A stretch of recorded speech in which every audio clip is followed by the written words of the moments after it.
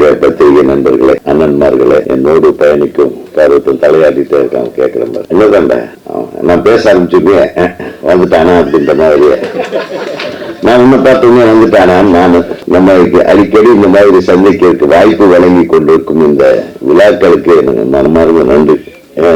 அசோக் அண்ணாமலை எங்க சங்கத்தோட DC member, ரொம்ப ஆக்டிவான, எப்ப பார்த்தாலும் எப்படா டைரக்ட் பண்ண போறேன்னு கேட்டே இருப்பேன். திடீர்னு ஆடியோ ஃபங்க்ஷன் வரணும்னு எனக்கு தெரியாம எப்படா படம் பண்ணேன். அப்புறம் தான் சொன்னாரு அவருடைய நண்பர் ஒருத்தர் பண்ணியிருக்காரு, நான் கூட இருந்து கிரியேட்டிவ் டைரக்டரா பண்ணேன்னாரு.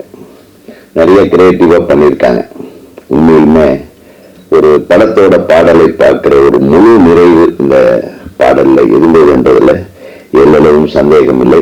இந்த பாடலை உருவாக்கிய அனைத்து தொழில்நுட்ப கலைஞர்களுக்கும் எனது மனமார்ந்த வாழ்த்துக்கள். குறிப்பா இதுல என்னன்னா, ஒரு சவுண்ட் ரெக்கார்டிஸ்ட் மியூசிக் டைரக்டர் ஆகிறான். மியூசிக் டைரக்டர் பேரில் இருக்கிறவன் கேமரா ஆகிறான். ஒரே கன்ஃபியூஷனா இருக்கு. இளையராஜா கேமராமேன் ஆயிட்டாரு. மியூசிக் டைரக்டர் ஆயிருக்கணும், மாறிடுச்சு. அதனால அவன் இளையராஜா மாதிரியே பேசிட்டு உட்காந்துட்டான். பத்து நான் என்ன பேசுறதுன்னே தெரியல அப்படின்னு உட்காந்துட்டப்ப உன்னுடைய வேலை பேசியிருக்கு, உன்னுடைய ஒளிப்பதிவு பேசியிருக்கு. பொதுவாக பிலிம் இன்ஸ்டியூட்காரங்க ஜாஸ்தி பேச மாட்டாங்க. நாங்க இங்க வந்து இண்டஸ்ட்ரியில வந்து கொஞ்சம் ஜாஸ்தியா பேச பழகிட்டோம்.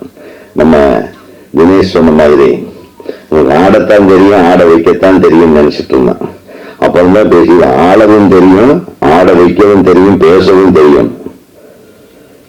எங்களும் ஒர்க் பண்ணதில்லை, தப்பிச்ச மகனே. என்னுடைய படங்களில் அவர் பணிபுரியவில்லை என்றாலும் அவர் தொடக்க காலம் முதல் நான் மிகவும் நேசிக்க என் குடும்ப நண்பராக இருக்கிறார் என்பதை தெரிவித்துக் கொள்கிறேன். என்னுடைய வீட்டு எல்லா விழாக்களிலும் கலந்து கொள்ளும் இனிய நண்பர் அவரு சொன்னார். அவர் டான்ஸ் மாஸ்டர் வேலை செய்கிறத விட அந்த டான்ஸ் மாஸ்டர் யூனியன்ல வேலை செய்கிற கொடுமை இருக்கு பாருங்க. அது இரவு பகலா என்ன இப்ப அது சரியாயிடும். ஆமா, இப்ப நிறைய ஹீரோக்கள் அரசியலுக்கு போயிட்டதுனால அந்த இடம் ஜாலியா இருக்கு. அப்போ அந்த இடத்த எப்படின்னா இப்ப நிறைவு செய்யறதுக்காக இப்ப நம்ம ரொம்ப பிஸியா நம்ம எங்க சங்க பொருளாளர் அண்ணன் திரு பேரரசு அவர்கள் ஒரு 7-8 படம் நடிச்சிட்டு இருக்காரு. எப்ப போன் பண்ணாலே ஷூட்டிங் இருக்கேன், கொஞ்ச நேரம் கழிச்சு கூப்பிடுங்க அப்படின்றாரு. ஆக அதை பார்த்ததுமே எனக்கு ஒரு நம்ம மாஸ்டர் நல்லா யூஸ் பண்ணுங்க. ஒரு மிகச்சிறந்த மாஸ்டர், நல்ல உங்களுடைய பாடி லாங்குவேஜுக்கு என்ன மூவ்மெண்ட் வேணுமோ அதான் கொடுப்பாரு. அவன் ஆளை பார்த்து ஒண்ணு இந்த ஆள் இந்த மூவ்மெண்ட்டுக்கு தாங்குவான் அப்படின்றத ஜட்ஜ் பண்ணக்கூடிய ஒரு மாஸ்டர் தம்பி. ஏன்னா அவரு விஜய் எல்லாம் போனாருன்னா விஜய் இதுவரையில என்ன பண்ணலையோ அதை பண்ணுவாப்ல. அதனால இன்னைக்கு விஜய் ஆட வச்ச இவரு இப்போ விஜய் எல்லாத்தையும் ஆட வச்சுட்டு இருக்காரு. சட்டசபையில ஒரு எல்லாம் பரபரப்பா இருக்காங்க இல்லையா. அத நமது பேரரசு அவர்கள் குறிப்பிட்டது போல இன்னைக்கு தமிழ் திரையுலகமே இன்னைக்கு எல்லாம் டிவிக்கு முன்னாடிதான் காலையில உட்காந்துருந்தாங்க. எத்தனை பேர் வாக்கு போடுவாங்க, பாஜக ஆட்சி நிக்குமா அப்படின்னு ஒரு மாபெரும் வெற்றியை அவர் மீண்டும் இந்த சபையிலே நிரூபித்த நமது மாண்புமிகு முதல்வர், நம் கலை உலக சகோதரர் திரு விஜய் அவர்களுக்கு எனது இதயம் கனிந்த பாராட்டுகளை தெரிவித்துள்ளேன். நிறைய ஹீரோக்கள் முயற்சி செய்தும் முடியாததை முதல் முயற்சியிலேயே சாதித்த ஒரு முதல்வராக இன்றைக்கு விஜய் அவர்கள் அமைந்திருப்பது மிகவும் சந்தோஷமா இருக்கு. ஏன்னா புரட்சி தலைவர் அதுக்கப்புறம் அடிச்ச ஒரே அடி விஜய் தான். நிறைய பேர் டைஜஸ்ட் பண்ணிக்கிறதுக்கு கொஞ்சம் கஷ்டப்படுவாங்க. ஆனா நம்ம முதல்ல ஒரு கட்சி ஆரம்பிக்கும் போதே இதே இடத்துல இதே மேடையில் நான் சொல்லியிருக்கேன், ஏன் வரக்கூடாது, வரட்டும், ஒரு மாற்று ஆட்சியை தரட்டும், அவர் வரக்கூடாதுன்னு சொல்றதுக்கு யாருமே இங்க யாருக்குமே உரிமை கிடையாது. இது ஒரு சுதந்திர நாடு, யார் வேண்டுமானாலும் அரசியலுக்கு வரலாம் அப்படின்னு இதே மேடையில் நான் பேசினேன். ஒருத்தர் எந்த அளவுக்கு ரொம்ப ஸ்ட்ராங்காகவும் தான் எடுத்த ஒரு முயற்சியில நம்ம ஜெயிச்சே தீரணும்னு இறங்குறாரோ அவங்க ஜெயிச்சே தீர்வாங்க. சினிமாவிலையும் சரி, அரசியலையும் சரி. அந்த நம்ம வீட்டு ஸ்ட்ரென்த் தான் முக்கியம். அந்த ஸ்ட்ரென்த் நமது முதல்வர் அவர்களுக்கு ஒவ்வொரு நாளும் அதிகமாகிக் கொண்டிருக்கிறது. ஜெயிக்கிறது மட்டுமல்ல, மற்றவங்க என்னென்னலாம் பண்ணுவாங்கன்றதுலையும் தெரிஞ்சுக்கிட்டு அதுக்குண்டான வேகமா அதை புரிஞ்சிக்கக்கூடிய ஒரு பக்குவத்தை ஒவ்வொரு நாளும் அவர் அடைந்து கொண்டிருப்பார். நிச்சயமாக இன்னும் ஒரு 2 தலைமுறைக்கு அவர் இந்த ஆட்சியில இருப்பார் என்று நான் உறுதியாக கூறுகிறேன். உண்மையை சொல்றேன். ஏன்னா அந்த வயது இருக்கிறது, அந்த வேகம் இருக்கிறது, அற்புதமான விவேகம் இருக்கிறது. யாரும் எதிர்பார்க்காத ஒரு விஷயம் விஜய் அவர்களிடம் இருக்கிற விவேகம் அளப்பரிய. அந்த விவேகத்திற்கு இனி தோல்வியே இருக்காது என்பதுதான் எனது கருத்தாக நான் இங்கே பதிவு செய்ய ஆசைப்படுகிறேன். நம்ம குடும்பத்திலிருந்து ஒருத்தர் வர்றாரு, நம்ம வாழ்த்துக்கு போவோம். என்ன சொல்றீங்க? நம்ம இல்லாம நாம உங்களுக்கு யாரு கூடவே இருப்போம். பேரரசு, நீங்க பின்னாடி இருக்கிறீங்க, நாங்கெல்லாம் முன்னாடியே நிற்போம். ஓகே,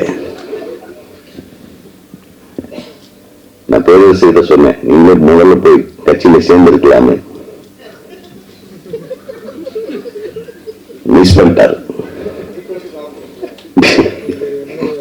இல்ல சார், நம்ம கலை உலகங்க, நம்ம கலை உலகத்திலிருந்து ஒருத்தர் மேலாளா இருக்காங்க, எவ்வளவு பெரிய விஷயம். நம்ம சப்போர்ட் பண்ணிட்டே இருக்கணும், அவ்வளவுதான். என்னுடைய சப்போர்ட் எப்பவுமே உண்டு, நம்ம திரையுலகத்தின் சப்போர்ட் எப்பவுமே உண்டு அப்படின்றது நான் இங்க உறுதியா சொல்றேன். அதுல என்ன இருக்கு? நிச்சயமா நீங்க சொல்ற மாதிரி அவார்டை டக்குன்னு அது ஒரு சில தவிர்க்க முடியாத காரணங்களால் ஒரு காலகட்டத்தில் என்ன, நான் அந்த அவார்டு கமிட்டியில் இருந்ததுனால சொல்றேன், தேக்கம் அடைந்து விட்டது. நீங்க சொன்னீங்கள, அது கொஞ்சம் தப்பா சொல்லியிருக்கேன். இன்னொருத்தர் ஆட்சியில் இருக்கும்போது கூட அது தடைப்பட்டு 3-4 ஆண்டுகள் நிறுத்தி போய்க்குவா. அதுதான் முதல் நடந்தது. அது ஏதோ ஒரு பிரச்சனையினால அந்த மாதிரி நிறுத்தி வைக்கப்பட்டது. அந்த நிறுத்தி வைக்கப்பட்டதனுடைய தொடர்ச்சி நீட்சியாகத்தான் இது இருக்கிறதே தவிர வேணும்னே செய்யணும் பார்க்க முடியாது. ஒரு வருஷத்துக்கு ஒரு 30-40 படம் தான் பார்த்தலாம். ஒரு வருஷத்துக்கு 3 படம், 300 படத்தை பார்க்கறதுன்றது எப்படி? அது ஒரு படத்தையும் பார்க்காம டிசைட் பண்ண முடியாது. அவார்டு இந்த விஷயங்கள் நிறைய இருக்கு. அதனால் நீங்க உங்களுடைய உணர்வு சரியானதுதான். பட் அந்த விஷயம் அவ்வளவு சீக்கிரமா முடிவெடுக்க முடியும். எந்த கவர்மெண்ட் வந்தாலும் 10 வருஷத்து வேலையை ஒரே வருஷத்தில் செய்ய முடியாது. இப்ப கூட மத்திய அரசாங்கத்தில் கூட அந்த ஒண்ணு இருக்கு, அது ஒரு வருஷம் பின்தங்கிதான் இருக்கு. அது கொரோனா காலகட்டத்தில் நடந்த ஒரு விஷயம். ஸோ இந்த மாதிரி நிறைய விஷயங்கள் இருக்கு. நான் எதுக்கு சொல்றேன்னா, அவருக்கு அது வேணும்னே செய்யறது இல்லை. விஜய் சார் நம்மளுக்கு அவார்டு கொடுக்கறதை விட தமிழக மக்களுக்குண்டான நலனை பாதுகாப்பதில் முதல்ல அவர் கவனம் செலுத்தட்டும். அதுதான் அவருக்கு முன்னுரிமை கொடுப்பாரு. அதுக்கப்புறம் திரைப்படத்தை பார்த்துக்கலாம். திரைப்படத்துல நம்ம அவர் போய் கேட்டு வாங்கிக்கலாம். அவர் எப்பவுமே திரைப்படத்துறைக்கு நிச்சயமாக ஒரு துணையாக இருப்பார் என்று நீங்க சொன்னதை நானும் ஆமோதிக்கிறேன். இப்போ நம்ம நல்லா யோசனை பண்ணி பார்த்தோம்னா நிறைய படங்கள் எடுத்துக்கிட்டு இருந்தோம். எல்லாரும் வருவோம், எல்லாரும் படங்கள் பார்ப்போம். படத்தோட ஆடியோ ட்ரெய்லர் ரிலீஸ் கூட ரொம்ப நாள் ஆச்சு. நம்ம இப்ப போனா போது வாங்கையா நீங்கள சும்மா இருக்கிறீங்களே அப்படின்ட்டு ஒரு சாங் ரிலீஸுக்கு கூப்பிட்டுருக்காங்க இல்லையா? ஒரு பாடல் ஆல்பம் ரிலீஸ் அளவுக்கு வந்துருச்சு, குறைஞ்சிருச்சு. நான் சொல்ல வரேன் கரெக்டா? நிறைய ஒவ்வொரு வாரத்துக்கு 2-3 நடந்துட்டு இருந்தது. திடீர்னு காணும். இந்த கிட்டத்தட்ட ஒரு 2 மாசம் எந்த ஆடியோ ரிலீஸுக்கு போகல. நீங்க ஏதாச்சும் போயிருக்கீங்களோன்னு தெரியல. நீங்க இல்லையா? ஐயோ பாவம், நம்மளதான் கூப்பிடலன்னு பார்த்தா உங்களே கூப்பிடாம விட்டாங்க. அப்படின்னா எவ்வளவு மோசமா இருக்கு பாருங்க திரையுலகம். அதான் தெலுங்கு இண்டஸ்ட்ரி நல்லா இருக்கு சார், மலையாள இண்டஸ்ட்ரி சூப்பரா இருக்கு, கன்னடா இப்ப நம்பர் 1 பொசிஷனுக்கு போயிட்டு இருக்கு. இருக்கிற படங்களும் பிரம்மாண்டம், அது ஓடக்கூடிய பிரம்மாண்டங்கள். இங்கே ஓடாத பிரம்மாண்டங்களை எடுத்து இருக்கிற படங்களையும் இருக்கிற தியேட்டரையும் இருக்கிற மக்களுடைய உணர்வுகளையும் டோட்டலா காலி பண்ணிட்டாங்க. ஒரு நல்ல கண்டென்ட் எடுத்து அளவான செலவுல சிறந்த படங்களை கொடுக்கும் இயக்குனர்கள் குறைவாயிட்டாங்க. அந்த இயக்குனர்கள், நல்ல இயக்குனர்களை பயன்படுத்தும் தயாரிப்பாளர்களும் குறைந்து விட்டார்கள். நல்ல இயக்குனர்களை தேர்ந்தெடுக்கிற பெரிய நடிகர்களும் இல்லை. இதுதான் இந்த 3 விஷயம் தான். இந்த 3 விஷயத்தையும் சரி பண்ணா நம்மளும் பிஸியா இருக்கலாம், நீங்களும் பிஸியா இருக்கலாம், ஜனங்களும் பிஸியா படம் பார்ப்பாங்க.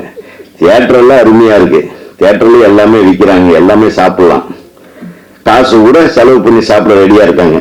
போய் பார்த்தா உட்கார்ந்து பார்த்தா ஒர்த்தா இருக்கிற படம் எடுக்கிறோமா அப்படின்றது கொஞ்சம் சிந்திக்கணும். ஒர்த்தா இருந்தா அது நிச்சயமா கொண்டாடுவாங்க.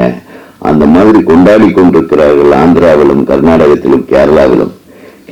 இன்னும் அதே மாதிரிங்க சிம்பிளா ஒரு 25 நாள்ல படம் எடுத்து எல்லா நடிகர்களையும் ஒரே இடத்துல கொண்டு போய் டம்ப் பண்ணிடுறாங்க. இரவு பகல்னு பார்க்காம எப்ப கூப்பிட்டாலும் ரூம்ல இருந்து நடிச்சுட்டு போகணும். அவன் சீக்கிரம் பட்ஜெட்டுக்குள்ள படத்தை முடிச்சிடறாங்க. அப்போலாம் ஈஸியா ஒரு டைரக்டருக்கு எல்லா நடிகர்களும் சரி அவரை ஒரு 2 மணி நேரம் தூங்கிட்டோம், சரி இன்னைக்கு தூங்கிட்டு வரணும், 2 நாள் நீங்க இந்த ரூம்லயே இருங்கன்றாங்க. வேற ஆளை வச்சு எடுக்கணும். அப்புறம் 2வது நாள் நம்ம இன்னைக்கு எழுப்பிதான் நீ இந்த சீன்ல நடிக்கணும். பார்த்தா ஒரு நம்ம ஊர்ல ஒரு 200 நாள் எடுக்கிற படத்தை அவங்க 25 நாள் எடுத்துறாங்க. அதனாலதான் அவங்க தப்பிக்கிறாங்க. இதெல்லாம் நம்ம கத்துக்கணும். எல்லாரும் ஒற்றுமையா இருந்து இந்த திரையுலகத்தை காக்கும் முயற்சியிலே ஒட்டுமொத்த தமிழக நடிகர்களும் தமிழ்நாட்டு நடிகர்களும் இயக்குநர்களும் தயாரிப்பாளர்களும் எல்லாம் ஒண்ணு சேர்ந்து உட்கார்ந்து வேலை செஞ்சாங்கன்னா, கிரியேஷன்ல இப்பவும் சொல்றேன், உலக அளவுல நம்ம கிரியேட் பண்ற தமிழர்கள் கிரியேட் பண்ணக்கூடிய கிரியேட்டிவிட்டி வேற எங்கேயுமே கிடையாது. அதுல இருந்துதான் எல்லாருமே வளர்ந்தாங்க. ஒரு காலத்துல நான் தான் சொன்னேன், இப்ப கூட ஆந்திராவுக்கு போகும்போது ஒரு காலத்துல தமிழ் படங்களை தூக்கிட்டு போய் நம்ம படம் ரிலீஸ் ஆச்சுன்னாவே ஹைதராபாத்ல இருந்து வந்துருவாங்க ஒரு 10 பேர் அந்த படத்தை பார்க்கறதுக்கு. நம்ம ஆளுக்கு பாக்குறாங்க இல்லையோ, நம்ம ப்ரொடியூசர் கூட பார்க்க மாட்டாங்க. ஆந்திராவில இருந்து ப்ரொடியூசர் வந்து பார்த்து அப்ப இல்லையா சப்ஜெக்ட் அடுவண்டி அப்படின்னு டப்புன்னு பார்த்தா என்னுடைய உரிமைக்கு ரிலீஸ் ஆகி 3வது நாளே என் வீட்டுக்கு வந்து உட்காந்துட்டாங்க. அந்த ரைட்ஸ் வேணும்னு உதாரணத்துக்கு சொல்றேன். அப்படி நம்ம கிரியேட்டிவிட்டி மற்றவர்களை அட்ராக்ட் பண்ற அளவுக்கு இந்த கிரியேட்டிவிட்டி எல்லாம் இப்ப போயிடுச்சு. எங்க போச்சு?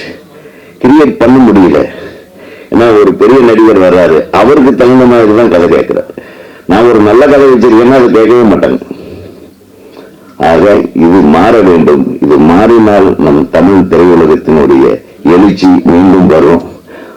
அதை நோக்கி நம்ம பயணிப்போம். அதுவரையிலும் இந்த மாதிரி அருமையான பாடல்களை நீங்க நிச்சயமா உங்களுடைய பாடலுக்கு இதை வச்சே ஒரு கதையை பண்ணலாம். அந்த கதைக்குள்ளேயே இந்த பாடல் வர்ற மாதிரி நீங்க செய்ய முடியும். அந்த படத்தில் நடிச்ச நடிகை அவங்க என்ன பாடகி ஐக்கி, அவங்க ரொம்ப ஐக்கி நம்ம தஞ்சாவூர் பொண்ணு ரொம்ப நல்லா பண்ணியிருக்காங்க. அழகா இருக்கு. நீங்க பிரமாதமா இருக்கு, ஹீரோ மாதிரியே இருக்கீங்க. ஒரு அசுவத்து ஏற்கனவே எனக்கு சவுண்ட் ரெக்கார்டிஸ்டா வேலை செஞ்சவர் நம்ம கற்க கசடர படத்துல. ஸோ ஆல் தி பெஸ்ட் உங்களுக்கும் உங்களுடைய துணைவியா இருக்கும். All the best. நல்ல பாடல் எழுதுறீங்க. எடிட்டரு நம்ம ஏற்கனவே பார்த்துருக்கோம். நம்ம ராமராஜன் சார் படம் ஆடியோ ரிலீஸ்ல. வாழ்த்துக்கள். மாஸ்டருக்கு சொல்ல வேண்டியதில்லை, உங்களுக்கு ஏதோ என்னத்தை வாழ்த்து தேவைப்படுது, இதுதான் எங்களை வாழ்த்தணும். எனக்கு தயாராகிட்டு ஏதோ டெய்லி ஏதோ டைம் கிடைக்கிறப்ப ஸ்டெப்ஸுக்கு சொல்லி கொடுங்க. அதில் இவரை கூட யூஸ் பண்ணலாம், பக்கத்தில் ஒருத்தருக்கு. ஸோ எல்லாமே விஜய் இயக்குனர்களா இருக்கிறாங்க, பயமா இருக்குது. ஆகவே இந்த ஆல்பத்து பேர் என்ன? ஆமா, சைலண்ட் இன்ஃப்ளூயன்சர். கரெக்ட் தான். நீங்க சைலண்டா இன்ஃபுளுன்ஸ் பண்றீங்க. உங்க பிரதர் தான் ப்ரொடியூசரா? அப்பாவா? நீங்களே ப்ரொடியூசர். வாழ்த்துகள். மிகப்பெரிய வெற்றி. டைரக்டர் வந்து என்னுடைய தம்பி, அவரு திரைப்பட கல்லூரி இயக்குனர். அவரை வச்சு படம் பண்ணுங்க, எல்லாம் மிரட்டிடுவாங்க. அவரும் இளையராஜா காம்பினேஷன் போட்டு மீண்டும் அஸ்வத்தை ஒரு இளையராஜா காம்பினேஷன். இந்த இளையராஜா சொல்றேன், அப்புறம் இல்லை. ஆமா, அந்த இசையமைப்பாளர் அஸ்வத்தை வச்சு நீங்க ஒரு படத்தை மிக கூடிய விரைவில் தயாரிக்க வேண்டும். அந்த தயாரிப்புல நாங்களும் ஏதாச்சும் கொசுறு வேஷத்துல நடிக்கிறோம். 2 பேர் இருக்கிறோம், லாரல் ஹாடி மாதிரி. வேற நானு பேரரசு. கொசுருக்கு இன்னும் 2 பேர் இருக்காங்க, அவங்களையும் கூப்பிட்டுலாம். இல்ல, அவங்க படம் டைரக்ட் பண்ணிட்டு, ஏன்னா நாங்க அவங்கள டார்ச்சர் பண்ண. மிகப்பெரிய ஒரு வெற்றி ஆல்பமாக இது வெளிவர வேண்டும். அனைத்து தொழில்நுட்ப கலைஞர்களுக்கும் இந்த விழாவை அழகாக வர்ணித்து வழங்கிக் கொண்டிருக்கும் அன்பு சகோதரிக்கும் அனைவருக்கும், என்னுடைய ஈசி மெம்பர் திரு அசோக் அண்ணாமலை கிரியேட்டிவ் டைரக்டர் அவர்களுக்கும் எனது வாழ்த்துக்களை சொல்லி விடைபெறுகிறேன். நன்றி.